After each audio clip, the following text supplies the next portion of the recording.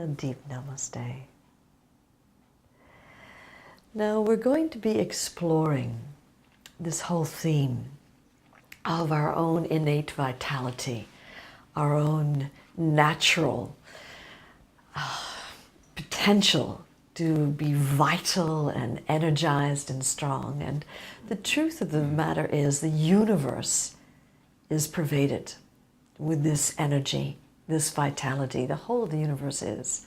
You know, I was reminded many years ago, and I'm sure many of you have heard this story or read this story, there was a woman and her little infant got trapped under the wheels of a car. And obviously, no human being is capable of accessing the kind of power to lift a car up, but she didn't give it any thought. Her desire to save her child was so great that she took the front of the car and lifted it up and rescued her child. Now, many of you have read this, heard this, seen this. And what that story tells to me is that this potential, this vitality, this life force, this energy, this power, give it any name you want, is always available if we're willing to open and access it.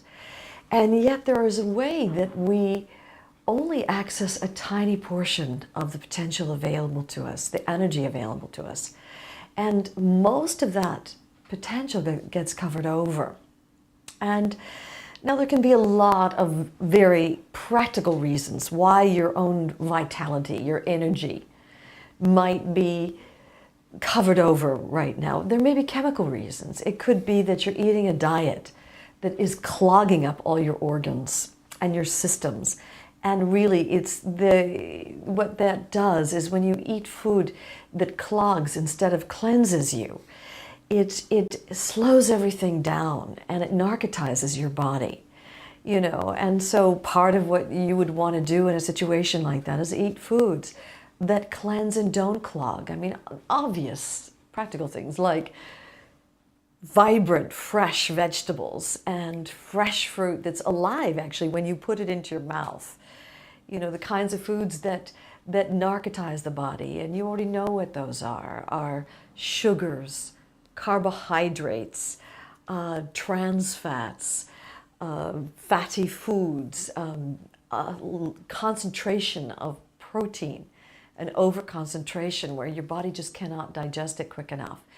And the foods that digest easily are foods that are alkaline, that are vegetables and fruit. We know that.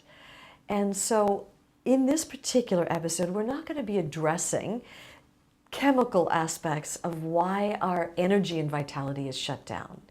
We could also be shut down because we're not getting enough sleep, and sleep after, long, prolonged periods of not having enough sleep or not having a good bed or a good pillow can, over time, you can get an accumulated tiredness that can happen, that can act as a blanket that covers over this natural vitality, this natural power that is available throughout the universe, And so those are physiological reasons. You could be ill.